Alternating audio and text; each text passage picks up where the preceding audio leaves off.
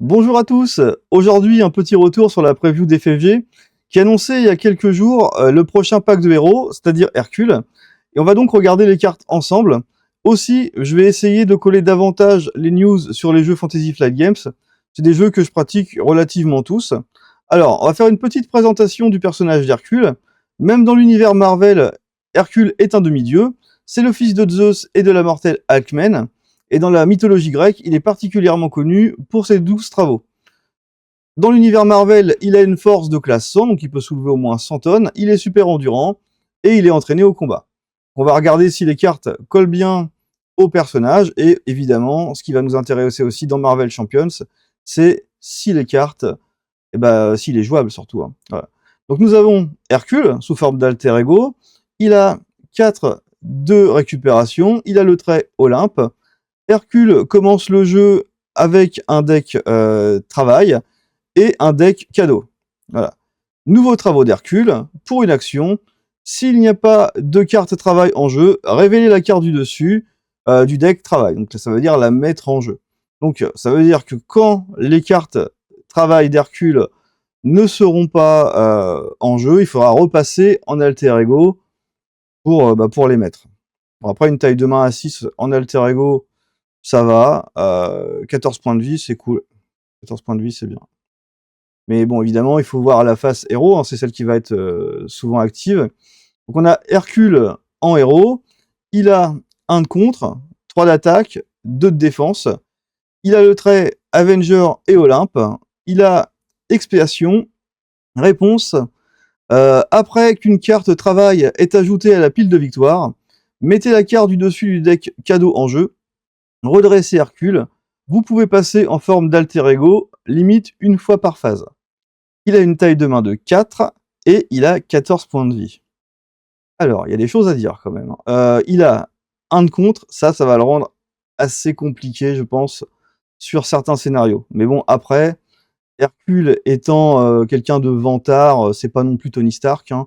1 de contre, ça reste dans le thème du personnage. 3 d'attaque, c'est très représentatif de sa force. 2 de défense, c'est honnête, c'est très bien.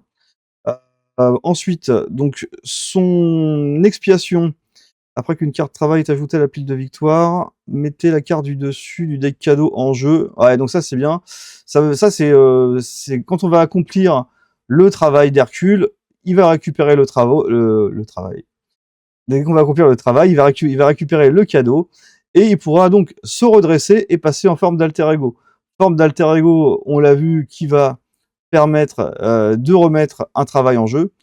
Bon, la mécanique est bien. Après, évidemment, si ça va être à juger par rapport à ces fameuses cartes travail et cartes cadeau. Par contre, une taille de main de 4 avec 14 points de vie, en fait, ils ont cette manie toujours de si tu as beaucoup de points de vie, tu as une petite main de cartes. Alors effectivement, il va être très très résistant, mais une taille de main à 4, c'est la misère. C'est la misère. Donc, on a le premier travail dévoilé par FFG. On a Défaite de l'Hydra. C'est un attachement qui a le trait travail, évidemment. Victoire 0. Le sbire attaché gagne plus 6 points de vie et devient élite. Le sbire attaché ne peut pas prendre de dommages à l'exception des attaques d'Hercule. Quand elle est révélée, trouvez un sbire non élite avec au moins 6 points de vie. Révélez-le, soignez tous les dommages sur lui et attachez-lui cette carte. Alors, du coup, ça va aller chercher un sbire dans le paquet, donc il faut qu'il ait quand même 6 points de vie, donc ça va être compliqué à trouver des fois, avec le trait élite en plus. Non, il gagne le trait élite. Il gagne le trait élite. Ah ouais, donc donc faut trouver un non élite. Il gagnera élite, il aura plus 6 points de vie. Il sera soigné. Ouais, c'est un peu galère quand même. Ça va être quelque chose d'assez résistant en plus. Et il faut le buter. Il faut le buter, ça prend beaucoup, beaucoup de temps. Ça me paraît, en termes de temps de partie, en termes de rythme de jeu, déjà ça me paraît compliqué. Alors Hercule, il a quand même une attaque de 3, pardon. Donc 6 plus 6, ça fait 12. Il va passer 4 tours. Si on part du principe qu'il n'utilise pas de cartes, parce que ça ne se passera jamais comme ça, évidemment, on utilisera des cartes. Mais les cartes, c'est des ressources, donc on va utiliser beaucoup de ressources pour tuer ce sbire. À voir après si la récompense, évidemment, en vaut la chandelle.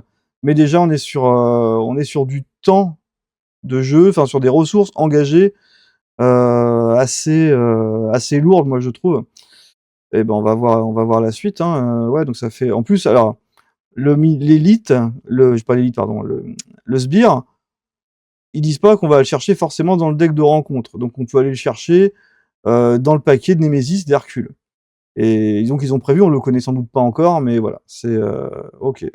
Bon, ça me paraît compliqué à faire, mais on va voir la suite. Donc là, on a la peau du lion de Némée. C'est une amélioration qui a les traits artefacts et cadeaux. C'est un permanent. Hercule gagne plus de points de vie et gagne stable. En réponse, après que cette carte entre en jeu, piochez 4 cartes. Ok. Alors, bon, c'est une récompense. Permanent, c'est normal, heureusement. 2 points de vie, il en a déjà 14. Franchement, est-ce que c'est super intéressant? Je suis pas persuadé.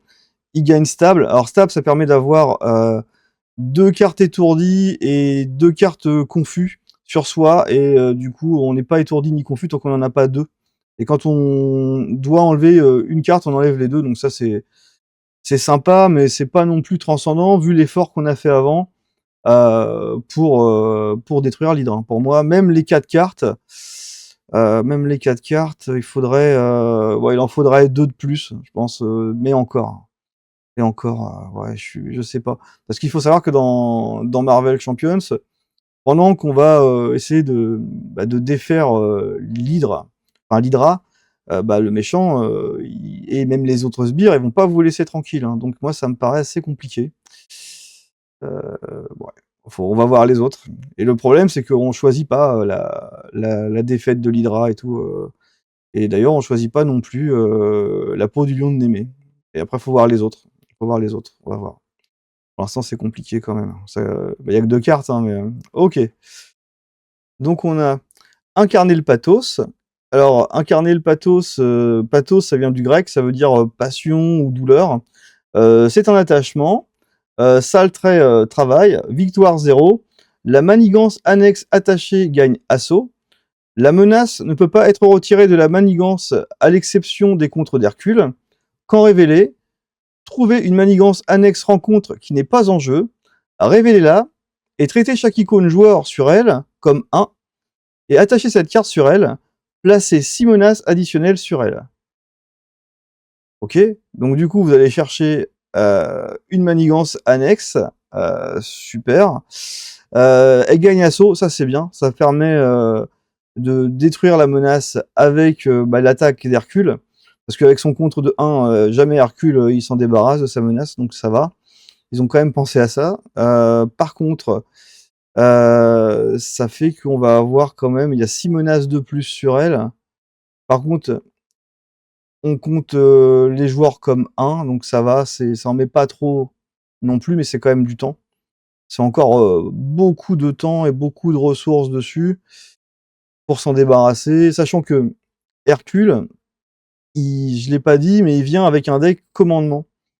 Et en fait, les cartes là, en fait, c'est que Hercule qui peut s'en occuper. Donc c'est compliqué. C'est encore compliqué parce qu'il pourrait s'aider de ses alliés en deck commandement ou se faire aider par les autres joueurs. Après, ce serait plus ses travaux, donc ce serait moins fluff, on va dire. Mais là, ouais, c'est encore dur. Super dur. Super dur. Alors, on a protégé l'humanité. C'est une obligation. Il a le trait travail. Ça a 3 utilisations. Enfin, sa utilisation, 3 marqueurs travaux, victoire 0. Quand elle est révélée, trouvez Amadeus Cho et mettez-le en jeu. Interruption forcée. Quand le vilain veut attaquer Hercule, on choisit un de nos alliés. Le vilain attaque cet allié à la place. Après la résolution de cette attaque, si Hercule a défendu, on retire un compteur de cette carte. Ok. Donc, déjà, ce qu'on peut dire, c'est que il y a 3 travaux sur 3, mais ça on aurait pu le voir avant grâce au numéro. Pour moi, c'est clairement la moins pire des 3. Pour la raison simple, c'est que ça va chercher Amadeus Cho, on sait pas encore s'il est bien, mais déjà juste le fait, d'aller chercher, une ressource dans le jeu, ça la rend, meilleure que les 2 autres. En termes de timing, ça reste quand même compliqué, on va être au moins sur 3 tours, je pense, parce qu'il va falloir faire 3 défenses, pour la craquer. Après, ça dépend beaucoup, d'Amadeus Cho, si la carte est intéressante ou pas. Ce qu'il faut savoir aussi, c'est que, Hercule vient en protection, en commandement. Le commandement, c'était clairement pas le meilleur choix, je pense, hein. Par exemple, pour Amadeus Cho, pour ce truc-là, pour protéger l'humanité, on serait mieux en protection. Mais de toute façon, comme on ne peut pas choisir, le travail qu'on doit accomplir, bon bah, dans tous les cas, peu importe le build, ça sera compliqué à faire de toute façon. On peut pas s'adapter, aux travaux d'Hercule de toute façon. Donc ça, c'est un petit peu galère. On peut pas construire sur ces travaux, quoi. Donc on a Amadeus Cho. Amadeus Cho qui est un allié qui a un coût de 2 de ressources. Il a 1 de contre avec 1 dommage consécutif et 1 point de vie avec 1 dommage consécutif. Il a le trait il a le trait génie, pardon. Il a une interruption forcée. Quand un sbire nous attaque, il attaque Amadeus Cho à la place. Et en action, donc on incline Amadeus Cho et on pioche une carte. Avec ses 2 points de vie. Ok. Et il offre aussi une icône de ressources libres. Moi, je l'aime bien. Alors, je l'aime bien, mais il a effectivement, il est pas très cher. Bon, il a des caractéristiques à 1 d'attaque, bon, ça c'est pas 1 d'attaque, 1 de contre, c'est pas grave. 2 points de vie. On a envie de piocher la carte, mais évidemment que pour jouer Amadeus Cho, on a donc joué 3 cartes, lui plus les 2 cartes qui servent à le payer. Donc, pour le rentabiliser d'une manière ou d'une autre, il va falloir l'incliner au moins 4 fois. 3 fois pour se rembourser et au moins 1 fois de plus pour apporter quelque chose. Si on peut le sacrifier derrière sur le méchant, tant mieux, mais sinon, c'est une carte qui sert à rien. C'est une bonne carte, mais il faut bien l'utiliser. C'est ça qui est compliqué.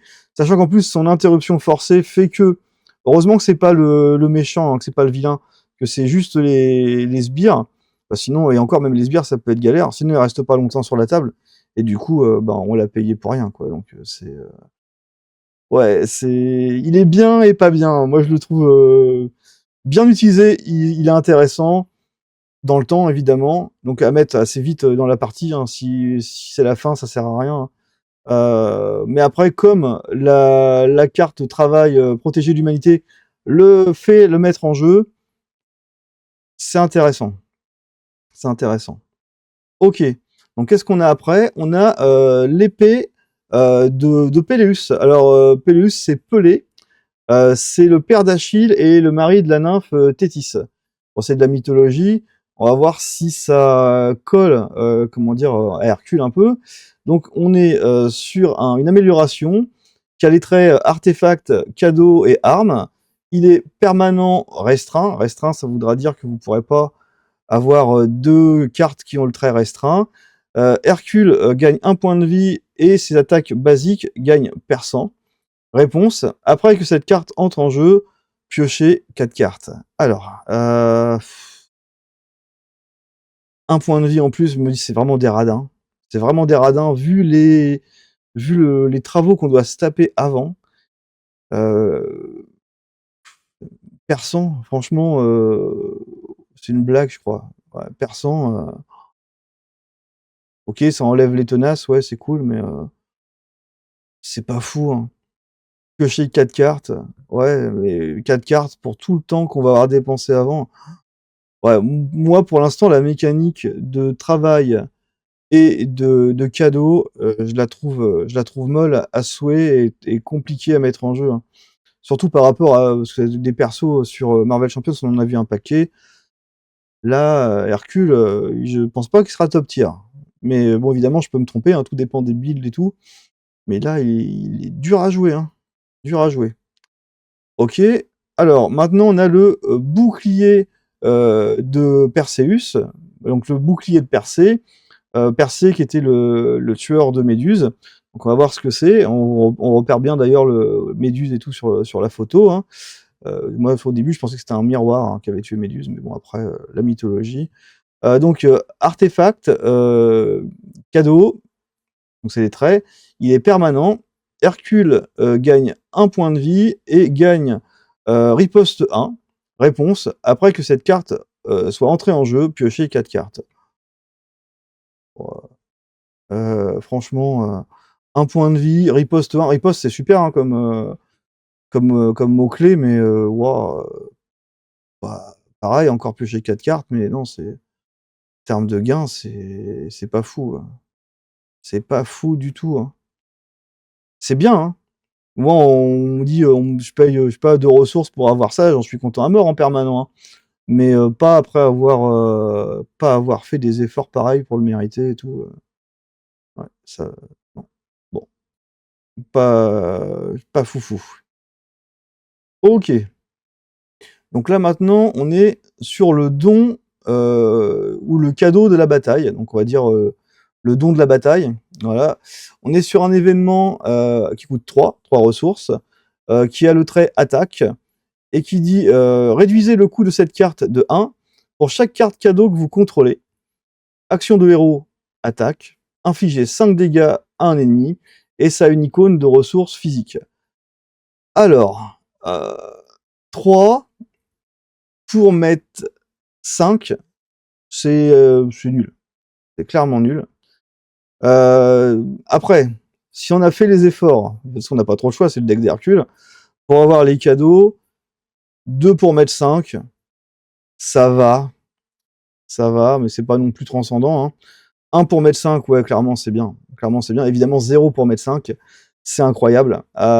Mais est-ce qu'on peut arriver à faire des 0 pour mettre 5 en jeu? J'ai un petit doute. J'ai un petit doute. Ouais, ouais, ouais, ouais. Ouais, c'est une carte qui pourrait être très forte, mais qui ne le sera jamais. Elle ne le sera jamais. 0 pour 5, ouais, ça serait beau, hein. Mais, mais en vrai, non. Je pense que ça passera pas. J'espère que l'avenir me donnera tort, mais ouais, pour moi, ça va être compliqué. OK. Alors, on est sur le Fils de Zeus. Fils de Zeus, qui est un événement qui coûte 2 ressources, qui a le trait Olympe. On est sur action de héros. Redresser Hercule si vous contrôlez au moins alors une carte cadeau. Redresser redresser, je vais y arriver. Redresser une amélioration d'identité spécifique que vous contrôlez. OK. Pour 2 cartes cadeaux, on va gagner une carte statut tenace. Et pour 3 cartes cadeaux, on va piocher une carte. Donc évidemment, plus on va avoir gagné 2 cartes cadeaux dans la partie, plus l'effet va être intéressant. Déjà, se redresser pour 2, ça fait plaisir. Ça fait plaisir.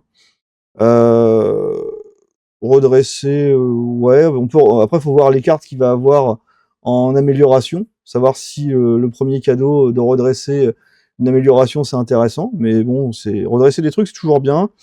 Gagner tenace, ça peut être cool. Bon, le troisième carte cadeau, j'ai un doute, mais piocher une carte, c'est bien. En vrai, si on a tous les prérequis, pour moi, la carte, la carte là, elle est forte. Et elle va aussi donner, je l'ai pas dit, un trait, enfin une icône de ressources énergie. Ah ouais, c'est bien, c'est bien, c'est bien. Alors, on va avoir les gantelets d'Hercule, qui est une amélioration qui coûte 0. Quand c'est gratuit, ça fait plaisir. Ça a le trait armure et Olympe. Interruption de héros, quand Hercule défend contre une attaque, inclinez les gantelets d'Hercule. Hercule gagne riposte 1 pour cette attaque, pour chaque cadeau que vous contrôlez, chaque carte cadeau que vous contrôlez. Alors, ça coûte 0, mais si vous avez accompli 0 travaux, vous avez donc 0 cadeau, bah ça vous fait rien. Ça ne sert à rien. Évidemment, si vous avez fait vos 3 travaux, parce qu'on y revient toujours à ça, ouais, non, c'est fort. Riposte 3, c'est fort. Mais ça sera sans doute pas riposte 3 souvent. Ouais, ouais, ouais, ça peut être bien. C'est une carte qui sert à rien au début, et qui peut servir à rien aussi à un moment d'ailleurs. Mais effectivement, une fois qu'on a accompli 1 ou 2 travaux, c'est cool. C'est ouais, c'est cool. Bonne carte. Bonne carte, une fois qu'on a accompli évidemment les fameux travaux d'Hercule qui me paraissent assez compliqués. Alors, nous avons le casque d'Hercule. Casque d'Hercule, encore une amélioration qui coûte 0, qui a le trait armure et Olympe, une interruption de héros défense. Quand le vilain attaque, inclinez le casque d'Hercule, réduisez le montant des dommages de cette attaque infligé par 1. Enfin, de 1, pardon. Infligé de 1. Ouais. Est-ce qu'il y a une feinte là-dedans? Quand le vilain attaque, déjà c'est que quand le vilain attaque, ça marche même pas sur les sbires. Ça, je viens de capter. Ouais. Ouais, bah après ça reste quand même de l'économie de dégâts pour 0. C'est sympa, mais sans plus ça peut permettre de tenir un peu, hein. Sachant qu'Hercule, il risque de prendre quand même cher assez souvent. Après, il a beaucoup de points de vie et tout, donc ouais, sont sympas. Sympa, mais pas transcendant. OK, alors nous avons maintenant, le lion de l'Olympe, qui est une amélioration. Il a le trait Olympe, il est temporaire. Défaussez cette carte à la fin du round, parce que c'est temporaire. Votre héros gagne +1 de menace, +1 d'attaque et +1 de défense. Là, il y a un truc que je ne comprends pas sur cette carte, mais clairement, là, je sais pas, ouais, c'est peut-être moi, hein. Pourquoi on met temporaire sur une carte amélioration? On fera un événement sinon, enfin là, il y a un délire dans le truc, franchement, je comprends pas cette carte. C'est complètement, bah, déjà, je mettrais même pas le temporaire moi, je la ferais payer 1 ou 2. Ah non, ça serait peut-être abusé. Mais ouais, là, en termes de design, celle-là, elle est vraiment, l'effet est sympa, même si surtout si vous arrivez à vous redresser pour la maximiser un peu, hein, parce que sinon c'est pas transcendant. Mais là, mettre temporaire là-dessus, bon, il donne aussi une icône, de ressources combat, mais non, c'est pas fou, hein. C'est pas fou. Alors j'ai l'air blasé, hein, mais j'adore Marvel Champions, mais là c'est juste que j'aurais préféré peut-être faire Power Man avant, mais ouais, c'est pas. Ok, ok. Ah, donc maintenant on est sur les cartes du deck commandement et on va changer un petit peu. Donc là on est sur Deathcry, donc c'est la nièce de Lynandra. Dans l'univers, Lynandra, c'est une Shire, elle est amoureuse de Xavier, enfin au début, après maintenant je sais plus trop. Elle va coûter 3 ressources, c'est une alliée. Elle va avoir 1 point de manigance, non, 1 point de compte, pardon, pour 1 dommage consécutif, 3 points d'attaque pour 2 dommages consécutifs. Elle a le trait Avenger. Elle a donc une interruption de héros. Quand Deathcry doit faire une attaque basique, infliger 1 dommage au héros. Et ensuite, du coup, Deathcry prendra 1 dommage consécutif en moins pour cette attaque. Elle a 4 points de vie et elle a une icône de ressources libres. En termes de stats, pour 3, moi je la trouve sympa. Je la trouve très sympa et tout. En plus, mettre des dommages sur un héros qui peut potentiellement tanker et, et aussi se soigner, bon, pourquoi pas. Après, ce qui est dommage, c'est qu'on n'arrivera pas forcément comme ça à la faire tourner. Parce que elle en prend 1 de moins, mais comme elle en prend 2, elle en prend toujours 1 quand même, donc elle finira quand même par mourir. Mais avec ces 4 points de vie, pour moi, c'est honnête. C'est honnête, Deathcry, sans problème. Bah après, ils auraient aussi pu lui mettre, là j'abuse un peu, mais le trait Shire, vu que elle fait partie du peuple Shire, Hercule il a bien le trait Olympe et tout, bon pourquoi pas le mettre dessus. Bon, ça veut aussi dire que FFG a sans doute pas l'intention d'inclure le trait Shire dans le jeu. Après, je peux dire des bêtises évidemment. Allez, carte suivante. Allez, Vengez-moi. Pour 0, c'est une amélioration. Ça a le trait Avenger. Jouez seulement si votre identité a le trait Avenger. Attaché à un allié, maximum 1 par allié. Interruption. Quand l'allié attaché est vaincu, piochez 2 cartes. Et ça offre une ressource physique. Une icône de ressource physique. Du coup, on met ça sur un allié. Quand l'allié est vaincu, vous piochez 2 cartes. En vrai, ça coûte 0. Ça va vous faire piocher une carte. Les places sont relativement chères dans les decks. Est-ce qu'on a envie de jouer ça? Ça, c'est une grande question. C'est pas mauvais en soi, ça fait piocher, mais ça met aussi du délai. Ça veut dire que la carte que vous allez piocher, vous n'allez pas la piocher tout de suite, hein. Donc ça prend du temps, c'est pas c'est bien, mais pas top, comme, ils disent dans La Cité de la Peur. Ouais, pour moi, pas magique non plus. OK, donc là, on a une carte, neutre, donc c'est, on va dire enceinte des Avengers. Ça coûte, 0, c'est un soutien, donc 0, ça fait toujours plaisir. Ça a les traits Avenger et lieu. Jouez seulement si votre identité a le trait Avenger, maximum 1 par deck. Alors, pour une action, inclinée, j'ai dit quoi? J'ai dit l'enceinte des Avengers. Choisissez, glissez un allié de votre main ici, s'il n'y a pas déjà d'allié ici, ou jouez un allié d'ici si vous en, comme si vous l'avez dans votre main, pardon. Bon, bah ça permet de temporiser. Par exemple, vous avez un allié qui coûte cher, que vous pouvez pas jouer tout de suite. Vous le mettez sous la carte et vous pouvez le jouer plus tard quand vous aurez de quoi le payer. Malgré tout, même si ça coûte 0, ça reste quand même une ressource que vous allez mettre en jeu avant. Ça peut être bien. Ça va dépendre des constructions. Si vous jouez par exemple des alliés très très chers hein, et donc très puissants, et que vous allez avoir plus de ressources en milieu de partie ou fin de partie, cette carte-là, effectivement, elle peut être intéressante pour jouer un truc important dans votre gameplay, mais je sais pas si on en verra beaucoup, hein. Même je préfère payer pour avoir des cartes qui me font piocher un, mais bon voilà, c'est un QG des Avengers ou un héliporteur, enfin voilà, pour gagner des ressources, il y a mieux, je trouve, il y a mieux dans le jeu. Alors là, on est sur une carte un petit peu différente. On est sur Appeler les renforts. Donc c'est une manigance annexe de joueurs qui coûte 1, enfin une ressource, pardon. Ça a victoire 0. Quand elle est vaincue, chaque joueur peut chercher dans son deck et dans sa pile de défausse un allié et le mettre en jeu. Et ensuite on mélange. Et ça a 3 menaces par joueur. Alors ce qu'il faut savoir, c'est que c'est un reprint, hein. Avant, cette carte-là, elle existait avec Bishop, donc elle est connue. Moi, c'est une carte que j'aime bien. Clairement, même en multi, elle est bien. Si c'est prévu en amont de mettre un allié ou un ou deux alliés très très puissants dans le jeu qui coûtent très cher, dur à jouer, et de détruire, enfin de manigancer, enfin pas manigancer, de contrer pour pouvoir les placer, c'est une bonne carte ça. Moi j'aime bien. J'aime bien Call for Backup sans problème. Mais bon, c'est pas une nouvelle carte. Thor. Ok, donc on a un Thor. Thor Odinson. Pour 4 ressources, on a un allié qui a 3 de contre pour 1 dommage consécutif, 3 d'attaque pour 2 dommages consécutifs.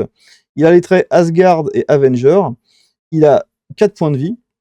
Réponse forcée. Après que Thor fait un contre classique, défaussez une carte du dessus du deck rencontre jusqu'à ce que vous défaussiez un sbire. Mettez ce sbire en jeu engagé contre vous. Et Thor offre aussi une ressource énergie. Une icône de ressource énergie. Il tabasse quand même, hein, 3 de... Bon, il coûte 4. C'est vrai que je pars toujours sur le négatif, mais dans Marvel Champions, il faut vouloir payer 4. Il faut vouloir payer 4. On a souvent envie de payer 0, 1, 2, voire 3. 4, il faut avoir envie. Mais c'est vrai que 3 de contre 4 fois, bon. Et après, évidemment, il va coller un minion engagé contre lui-même. Bon, bah, c'est sympa. Après, ce qui est dommage, c'est que cet effet-là, c'est un effet qui serait sympa justement pour Thor, qui a envie d'avoir des sbires contre lui. Mais comme bah, la carte a le trait unique, et bah, il pourra pas la jouer, il pourra pas la jouer pour lui. C'est un petit peu dommage. Par contre, pour Hercule, je vois, ouais, je sais pas s'il y a vraiment un intérêt en vrai de jouer ça, hein. Mais bon, il tabasse, contre bien, mais évidemment, il y a une répercussion, hein. On peut pas avoir des jolies stats sans avoir une répercussion derrière. Ouais, moi j'aime bien Thor. Ok. Alors là, on est sur, on va dire, ancienne rivalité. C'est un événement qui coûte 1, qui a le trait Asgardien et Olympe, ou Asgard et Olympe. Travail d'équipe, pardon. Hercule et Thor, maximum une par deck. Pour une action de héros, cherchez dans votre pile de défausse une carte d'amélioration d'identité spécifique et ajoutez-la à votre main. Redressez Hercule et Thor. Et ça donne une icône libre, une icône de ressources libres. Ouais. Ouais, moi je trouve pas ça fou non plus. C'est toujours sympa de se redresser, clairement, mais est-ce que vous allez redresser les 2 cartes à chaque fois dans la partie? Ça me paraît compliqué aussi ça. Ouais, si c'est le parce qu'en fait, à Marvel Champions, on choisit pas forcément qui joue en premier et qui joue en deuxième. Ça va tourner quand on joue en équipe. Après évidemment, ça peut être aussi joué sur un allié. Ouais, mais moi ça c'est pareil, c'est pas exceptionnel. Il y en a beaucoup, hein, des cartes, d'équipe qui sont pas exceptionnelles d'ailleurs. Alors, avant de lire, la carte, on va quand même pouvoir se rendre compte qu'elle fait partie d'un ensemble de rencontres modulaires. Je sais pas pour vous, j'ai une petite préférence moi quand même quand ils mettent, des cartes de héros dans les paquets pour, bah, faire, du deck building. Après, évidemment, quand les cartes de rencontres modulaires, elles améliorent un petit peu le jeu, alors je dis améliorer, c'est un petit peu abusé, mais quand elles augmentent la rejouabilité, pourquoi pas, mais il est vrai que Marvel Champions a quand même une grosse rejouabilité de base, donc c'est pas forcément toujours utile et encore faut-il le temps de les tester. Je sais que pour ma part, en règle générale, même si je teste, la plupart des vilains, les sets de rencontres modulaires, je les teste jamais, hein. J'en ai plein, mais jamais testé. Du coup, quand on lit la carte, on voit qu'elle s'appelle Tous contre tous. C'est une manigance annexe. C'est marqué entravé 2 par joueur. Donc du coup, pour chaque joueur supplémentaire, vous aurez 2 menaces supplémentaires. Donc ça peut être, si vous jouez à 4, vous en aurez 8, donc voilà. Elle a une réponse forcée.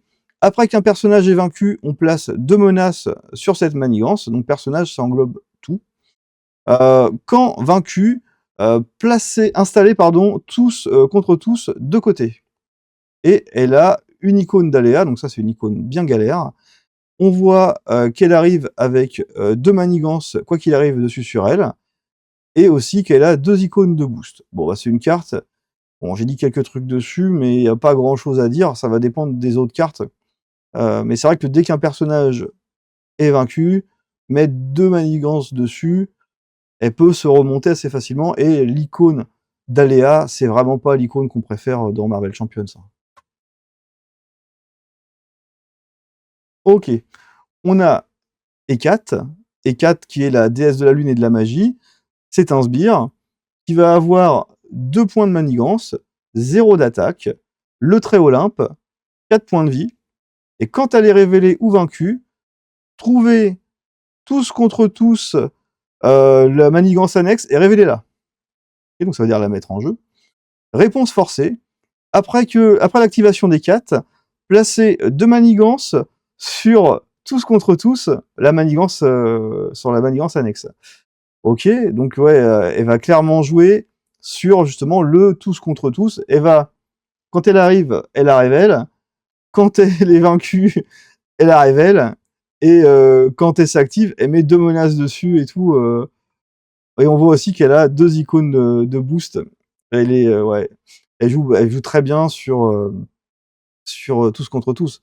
D'ailleurs, tous contre tous est plus lié à Hécate, Hécate est lié à tous contre tous. Enfin, je sais pas si vous voyez ce que je veux dire. Hécate va la chercher d'une manière ou d'une autre. Hécate l'entretient, donc c'est vraiment un gros boost pour tous contre tous. Kyknos, c'est le fils d'Arès, Kyknos. On est sur un sbire hein, qui va avoir 0 de menace, 3 d'attaque. Il a le trait brut et Olympe. Il a 7 points de vie. Riposte 1. Ténacité. Victoire 0. Réponse forcée. Après l'activation de Kyknos, placez 2 menaces sur la manigance annexe tous contre tous.